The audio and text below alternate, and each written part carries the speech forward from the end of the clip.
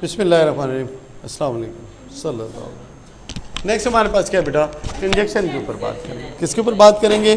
Conjunction के ऊपर बात करेंगे। अब कंजक्शन क्या होते हैं, क्या सबको मालूम है कंजक्शन किस? गुड, अच्छी बात है। ओके जी, ओके। कंजक्शन वो अल्फाज होते हैं जो दो जुमलों को आपस में जोड़ने के लिए इस्तेमाल होते हैं, जैसे ठीक है, गुड, ठीक है। बहुत सारे अल्फाज हैं, बहुत सारे अल्फाज हैं। आप काफ़ी दफ़ा इसके ऊपर प्रैक्टिस कर चुके हैं, लेकिन यह है कि जब रिवीजन होती है उस बात को एक दफ़ा देख लिया जाता है, फ़ायदा ही होता है। तो सबसे पहले क्या है, कंजक्शन क्या है? The word that connect two words, phrases, clauses और सेंटेंसेस। तीन मेन टाइप्स हैं कंजक्शन की। कितनी टाइप्स हैं बेटा? तीन। सबसे पहली को देखते हैं, कोऑर्डिनेटिंग कंजक्शन। क्या है कोऑर्डिनेटिंग कंजक्शन? तो these conjunction connects word, phrases और independent clauses that are of equal grammatical importance. बराबर जब वैल्यू उनकी हो तो आपस में जोड़ने के लिए क्या यूज़ किया जाता है? Coordinating conjunction. दो इंडिपेंडेंट क्लॉजेज हैं, क्या है?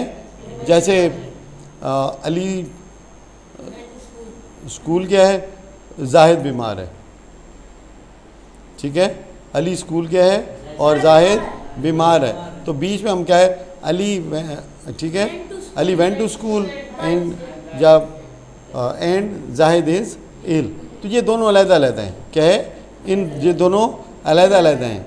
तो जब इन दोनों को अलग को जोड़ा गया है तो फिर हम क्या यूज़ कर सकते हैं बेटा? कोऑर्डिनेटिंग। इनको क्या बोलते हैं? Coordinating conjunction. एक और भी हम तरीका यूज़ करते हैं, Ali went to school but Zahid is ill, but Zahid is ill. तो अब एक दूसरे लफ्ज़ के जरिए हमने इसको जोड़ दिया, ठीक है। तो अब मुख्तलिफ़ अल्फाज में मुख्तलिफ़ सूरतों में मुख्तलिफ़ अल्फाज इस्तेमाल किए जाते हैं। हालांकि सेंटेंसेस क्या होते हैं? सेम ही होते हैं, सिचुएशन के हिसाब से, सिचुएशन के हिसाब से। तो इनको क्या कहते हैं? कौन से अल्फाज? Coordinating conjunction. क्या है कोऑर्डिनेटिंग कंजक्शन? अब कोऑर्डिनेटिंग कंजक्शन के अंदर जो लफ्ज़ यूज़ होते हैं वो क्या हैं? Fan boys. उन्हें क्या बोला जाता है? Fan boys. फ़ैन बॉयज़ से मुराद ये है कि ये बेसिकली बेटा कुछ अल्फाज हैं जिनको कि इकट्ठा करके एक वर्ड की सूरत दे दी गई है।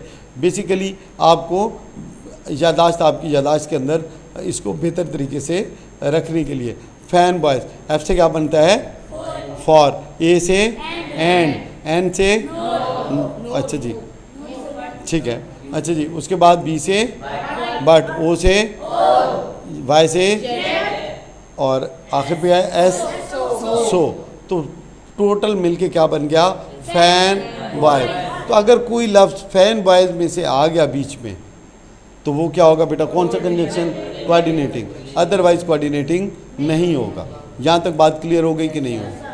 तो कोऑर्डिनेटिंग कंजक्शन क्लियर हुआ जब बीच में कंजक्शन कौन सा लफ्ज़ यूज़ हो? फ़ैन बॉयज़ में से कोई एक हो।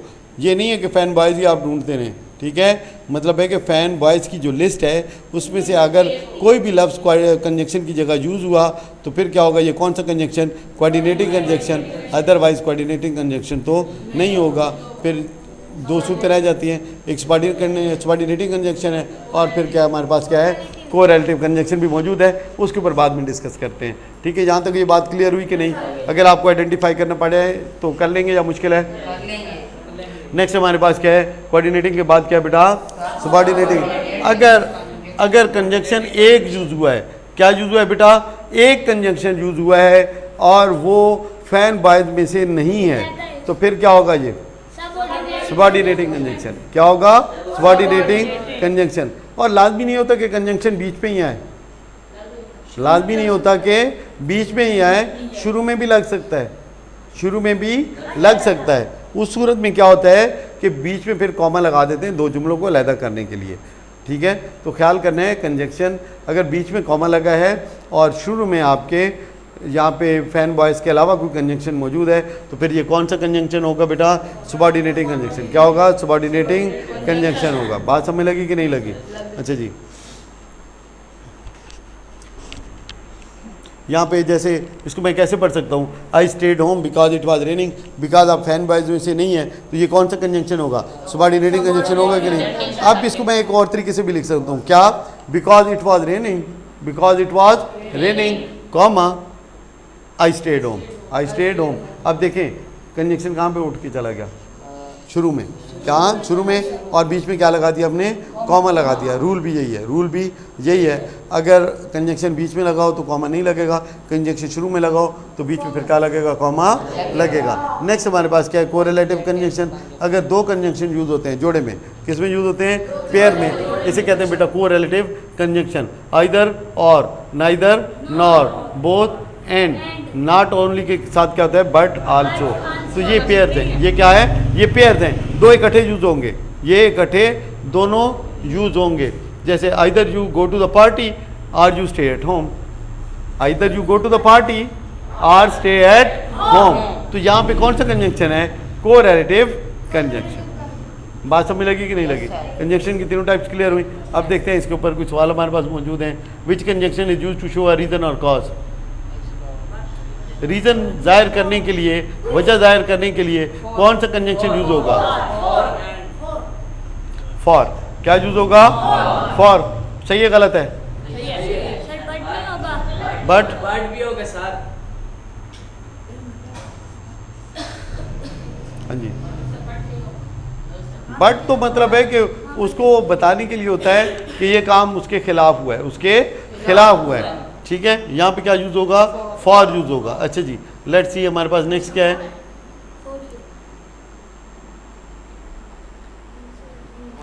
ठीक होगी बात, आगे देखते हैं क्या है। उसके बाद क्या है, I went to bed early I was feeling tired, क्या लगेगा बीच में,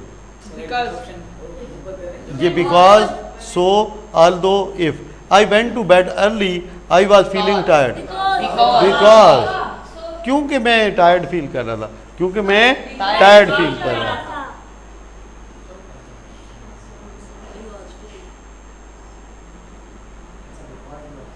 ठीक है, ये बिकॉज ऑप्शन में मौजूद है, आपको शायद नजर नहीं आ रहा। ओके जी, उसके बाद है which of the following the correlative conjunction, बेटा बोथ एंड एंड, जोड़ा होता है, क्या होता है, जोड़ा होता है। ये भी आपको सेंड कर दिया जाएगा बेटा, आप इसकी प्रैक्टिस अच्छे से कर लें।